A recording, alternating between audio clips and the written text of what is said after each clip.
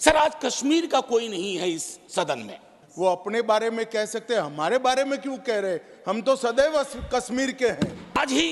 आज 370 पे फैसला आया और सदन की जिम्मेदारी आज बढ़ गई है। उस फैसले के बाद सरकार की जिम्मेदारी बढ़ गई है। आप कह दो मैं कश्मीर का नहीं हूं, कश्मीर के लिए नहीं हूं। कश्मीरी घाटी में रह रहे हैं, गांव में रह रहे हैं, उनको लेकर के भी एक चिंता होनी चाहिए। कश्मीर से लेकर कन्याकुमारी और द्वारका से लेकर नॉर्थ ईस्ट तक हर व्यक्ति का कश्मीर है और हर कश्मीरी का देश है। विपक्ष का अलग से कोई प्रधानमंत्री नहीं होता या विपक्ष का अलग से कोई गृह मंत्री नहीं होता।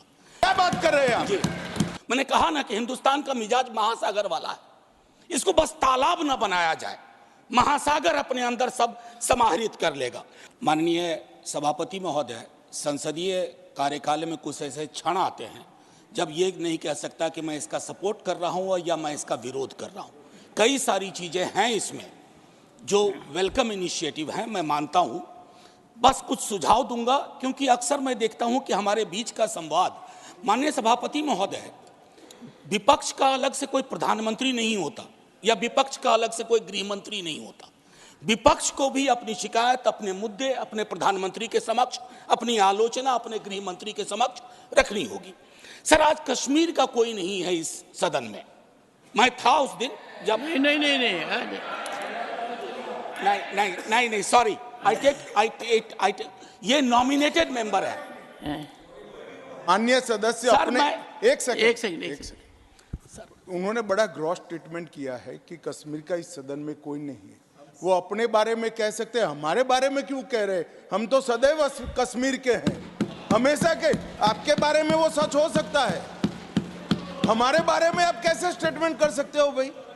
आप कह दो मैं कश्मीर का नहीं हूं, कश्मीर के लिए नहीं हूं, मगर मैं इस देश का कश्मीर से लेकर कन्याकुमारी और द्वारका से लेकर नॉर्थ ईस्ट तक हर व्यक्ति का कश्मीर है और हर कश्मीरी का देश है। क्या बात कर रहे हैं आप? माननीय सभापति महोदय, सदन की एक व्यवस्था के तहत मैंने ये बात कही थी। वो नॉमिनेटेड मेंबर है, मैं जानता हूँ। माननीय गृह मंत्री जी ने दूसरी बात कही है। सर, मैं समझ गया। सर, या तो मुझे बात कहने दी जाए। मैं ये कह रहा था कि जैसे मैं बिहार से चुन के आता हूँ, उस संदर्भ में मैंने ये बात कही थी। देश तो सबका है सर, तिरंगा यहाँ कहीं किसी से छोटा नहीं है सर। मैं सिर्फ इतना कहना चाहता था। माननीय सभापति महोदय, इसमें बहुत अच्छी चीजें, जैसा मैंने शुरू में ही कहा कि विरोध के लिए विरोध करूं ये उचित नहीं है। माननीय सभापति महोदय, महत्वपूर्ण है कि जब हम ये कहते हैं कि ये नॉमिनेशन होंगे, पहले तो मैं तारीफ करूं कि अंडर प्रिविलेज्ड के बदले एक शब्द जो कि कॉन्स्टिट्यूशनली वैलिड टर्म है, अदर बैकवर्ड क्लासेस, आपने उसका इस्तेमाल किया, तारीफ के काबिल। ये जो नॉमिनेट करने का अधिकार एलजी साहब को है आज की डेट में, कल राज्य बन जाएगा तो गवर्नर साहब होंगे। क्या ये स्टेट असेंबली को डेलीगेट नहीं होना चाहिए? और अगर करना चाहें तो on the aid and advice of, ये व्यवस्था मैं समझता हूं कि होनी चाहिए थी। तारतम्य थोड़ा टूटा है, लेकिन फिर भी मैं अपनी बात कहूं। आरक्षण को लेकर के भी हम पीस मील में करते हैं। हर सत्र में मैं देखता हूं कुछ बिल आते हैं। एक समेकित योजना पूरे देश के संदर्भ में हमें इसके लिए बनाने की आवश्यकता है, वो बहुत बेहतर होगा। आज 370 पे फैसला आया और सदन की जिम्मेदारी आज बढ़ गई है। उस फैसले के बाद सरकार की जिम्मेदारी बढ़ गई है। मैं मानता हूं इतिहास, आपने यहां एक फैसला लिया था, तब संसद वहां थी सर, ये लगभग घिस चुका था, हम भी जानते हैं, लेकिन एक मनोवैज्ञानिक पहलू था। मैं आग्रह करूंगा सरकार से कि उस साइकोलॉजिकल हीलिंग की भी कोशिश होनी चाहिए, और ये हीलिंग हो सकती है सर। मैंने कहा ना कि हिंदुस्तान का मिजाज महासागर वाला है। इसको बस तालाब ना बनाया जाए, महासागर अपने अंदर सब समाहित कर लेगा। माननीय सभापति महोदय, जो कश्मीरी घाटी में रह रहे हैं, गांव में रह रहे हैं, उनको लेकर के भी एक चिंता होनी चाहिए। बाहर हैं, उनकी चिंताएं वाकिफ है।